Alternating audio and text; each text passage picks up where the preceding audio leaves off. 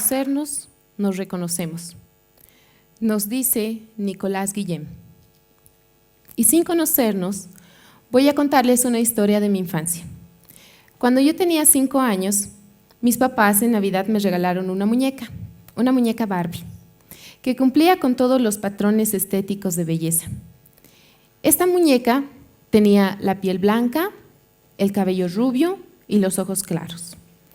Sin duda, esta muñeca se convirtió en una de mis favoritas, pero a los pocos días un amigo de mi papá trajo juguetes para mí y para mis hermanos, y entre ellos trajo a esta otra muñeca Barbie, que tenía rasgos muy diferentes, porque tenía el cabello castaño, los ojos negros y la piel morena.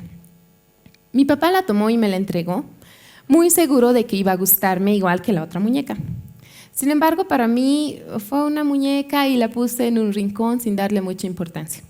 A los pocos días había creado mi club de muñecas y mientras jugaba bajo la cama, empecé a jugar entre estas muñecas con mi papá, y mi papá vio la muñeca y me dijo: ¿a qué estás jugando? Porque esa muñeca está en un rincón.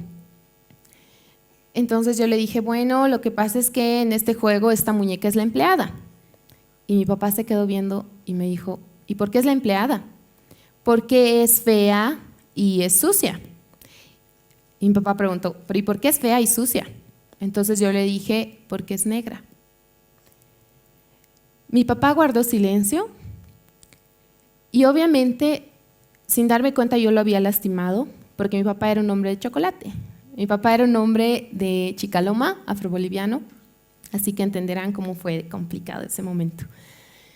Sin embargo, mi papá era una persona muy inteligente, muy noble, y las semanas siguientes él continuó jugando con la muñeca y él siempre tomaba esta muñeca, la cambiaba de ropa y siempre hacía que el juego gire en torno a esta muñeca.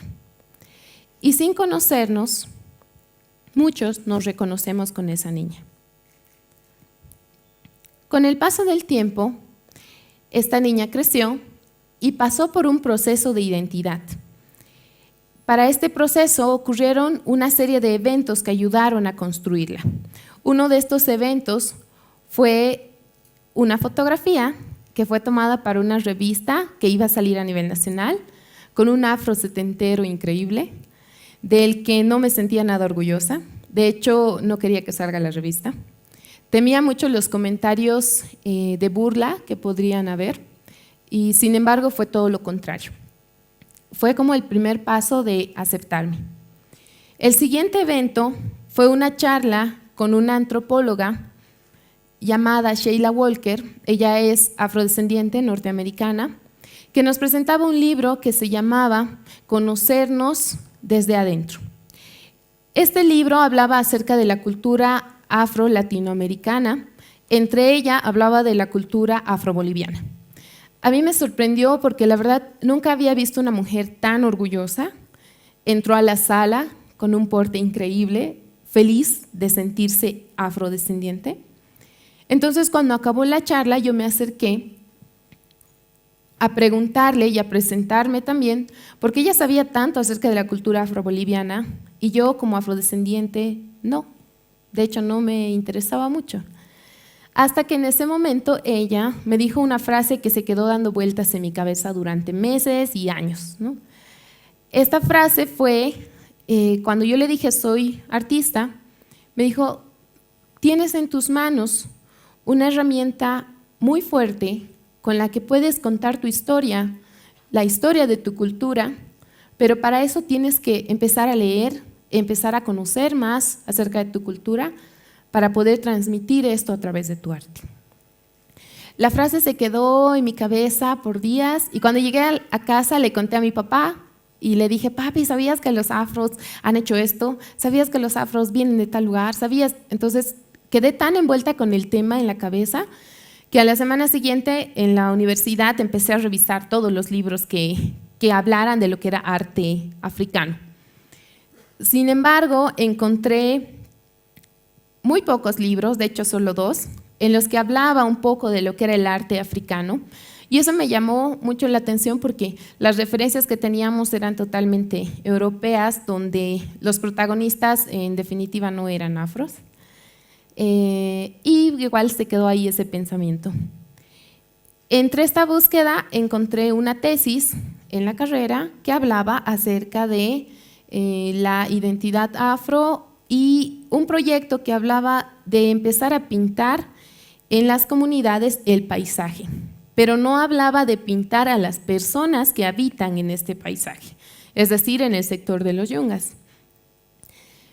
Esto igual se quedó ahí y empecé a buscar qué artistas bolivianos teníamos que pinten como protagonistas a afrobolivianos, ¿no? ¿Cuál era nuestra situación en el arte? Para mi sorpresa encontré que habían algunos retratos, algunas pinturas que se hicieron, pero en ninguna había este tema de empezar a pintar desde adentro. O sea, es una cosa muy diferente alguien que pinta lo que está viendo que alguien que pinta desde dentro como afrodescendiente, pintando a afrodescendientes. En todo este proceso de búsqueda empecé a experimentar con diferentes técnicas, entre serigrafías, grabados, dibujos. Empecé a hacer un proyecto de fotografía con pintura en la piel. Y entre estos proyectos, lo interesante era que había empezado a construir también algo en casa, hablando con mi papá. Logré una de las cosas más importantes en mi vida hasta ahora, que a medida que yo iba hablando todo el tiempo de la cultura afro, mi papá fue sanando un poco esas heridas que habían quedado y empezó a hablar de su comunidad y el deseo que tenía de volver nuevamente a Chicaloma. Por cuestiones de salud fue un poco complicado poder hacerlo y esa tarea quedó pendiente conmigo. Al poco tiempo que mi papá falleció, yo hice mi primera exposición. Esta exposición estaba basada en esta idea de que los protagonistas sean la imagen afroboliviana y de hecho tomé materiales que para mí significaban mucho, como el metal reciclado, que es un metal encerrado, en el que me permitía poder pintar las luces de las imágenes afros. Entonces pintaba luces en fondos oscuros. Y otra de las cosas que me gustaban era poder utilizar puertas, poder utilizar ventanas que transmitían un mensaje y también tenían una historia cada puerta y cada objeto. Posteriormente ya empecé a experimentar con mesas, con sillas, y cada mesa y cada silla también contaba una historia de la persona que era retratada. Esta exposición me llevó a recorrer diferentes ciudades de Bolivia, pude hablar acerca de mi arte y de la cultura afroboliviana en otros países, y también pude dar algunos talleres y charlas, y entre estas charlas encontré también a mi familia de Chicaloma, que es algo muy, muy bonito que no esperaba que ocurra. Algo que me encanta del trabajo que hago es poder reflejar un poco lo que es no solamente la imagen copiada tal cual, sino empezar a copiar y de alguna manera plasmar lo que son los rasgos que caracterizan a cada persona. Y esto es permitido precisamente por esta analogía con los materiales y la historia que conllevan.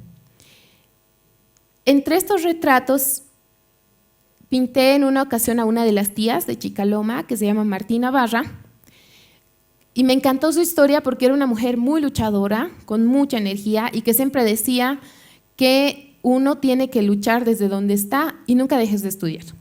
No te des por vencido, no importa cuántos años tengas. Me gustó tanto su historia que le hice un retrato sin decirle y solo la invité a la sala cuando ella estaba en exposición. El momento que ella vio su retrato, que es justo en esta fotografía, se produjo algo muy intenso porque era esta combinación entre arte e identidad. Y si de repente queda en el aire todavía esa pregunta de ¿por qué es importante un arte con identidad? Desde mi experiencia como artista, puedo decirles que un arte con identidad lo que hace es abrir otras puertas, es mostrarnos otras realidades contadas desde sus protagonistas. No es lo mismo una pintura, como en este ejemplo, que nos muestra Keina Erickson, que es una curadora brasileña, que hacía referencia a esta pintura de Manet, donde muestra dos realidades. Una, como protagonista, la mujer europea que estaba en una posición de libertad del cuerpo de mujer, pero detrás de ella tenemos el cuerpo de la mujer africana en una situación de opresión. Entonces, este tipo de lecturas de repente no los vemos a simple vista hasta que empezamos a de repente meternos un poco en la pintura y a ver quién es protagonista en cada cuadro. Y cuando uno pinta desde su identidad, puedes darle la vuelta a esto y mostrar lo que son los rasgos, las actitudes y todo esto que nos gusta de nuestra cultura. En este proceso de ir modificando y cambiando y buscando qué podía darle un plus de repente al trabajo que iba haciendo, realicé una investigación para mi última exposición y llegué a un momento de crisis por dos cosas. Una, que había demasiada información y no sabía cómo ponerla, entonces realicé una línea de tiempo donde contaba lo que era la historia afroboliviana, lo que generó un espacio de análisis, de diálogo y también de debate, porque yo hablaba justo de esta etapa de esclavitud y cuál había sido el paso y el proceso que se ha tenido que dar para que podamos contar con nuestra libertad.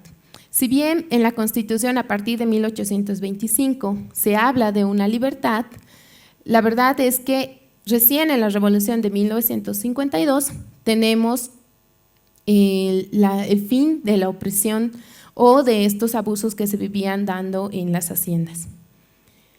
Si nos basamos en estos datos, puedo decir que yo soy la segunda generación de afrodescendientes nacida libre en Bolivia. Y esto conlleva a cuánta historia existe de estas migraciones que se dan a partir de este punto, migraciones a la ciudad, pérdida de identidad y este deseo también de blanqueamiento que se va dando y que continúa en algunos casos. Y estos temas son los que me apasionan porque a partir del arte yo puedo plantearlos y puedo ponerlos como puntos de debate. De hecho, el segundo punto de esta crisis que les cuento era analizar a partir de qué uno se identifica como afrodescendiente. Es decir, yo me identifico como afro no por los rasgos genotípicos, sino porque tenía un abuelo, una abuela o una mamá o mis papás eran afros, pero de repente el color de piel no dice lo mismo. Entonces, el empezar a ver este tipo de historias también es algo bien interesante porque nos damos cuenta que la construcción de identidad viene dándose de diferentes lados. Cuando hablamos del tema de identidad, estamos hablando de un proceso bastante difícil porque tenemos que ver qué tipo de historias existe detrás de cada persona y puede que estas historias sean en algunos casos cargadas de mucho resentimiento y rechazo y en muchos otros de mucho amor y mucho orgullo. Cuando hablamos de identidad, estamos hablando de amor y de autoestima. El amor que debemos de sentir hacia nosotros y también hacia esa historia de esas personas que han tenido que dar su vida en muchos casos y sacrificar muchas cosas para que nosotros gocemos de libertad y de muchos privilegios. El aprender a amarnos y amar al otro parte de aceptarnos. Y esto cambia estas ideas que a veces tenemos de valorar a partir de ciertos estereotipos que nos impiden conocernos. Voy a pedirles que saquen sus celulares y lo pongan en modo selfie, que activen la cámara.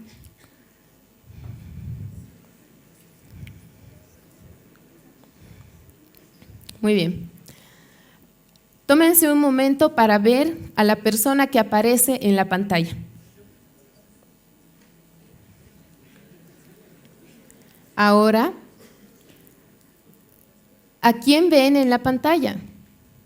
¿Reconocen a la persona que están viendo? ¿Aman a la persona que están viendo? ¿Qué es lo que los rasgos de esta persona cuenta acerca de sus antepasados? el poder vernos al espejo cada día y aceptar toda esta historia y todo lo que vemos en este espejo nos ayuda a construir y generar cambios, dejar de etiquetar, dejar de valorar a las personas por cómo se ven, por cómo se visten, por dónde viven, por qué idioma hablan, por dónde trabajan. Y el momento en que dejamos de hacer estas etiquetas, podemos darnos la oportunidad de ver a la persona con la que estamos hablando y a las personas que nos rodean. Y aprendemos a amarlas porque nos amamos y respetamos sus vidas porque respetamos la nuestra. Y si se preguntan, ¿qué pasó con esa niña que había crecido? Pues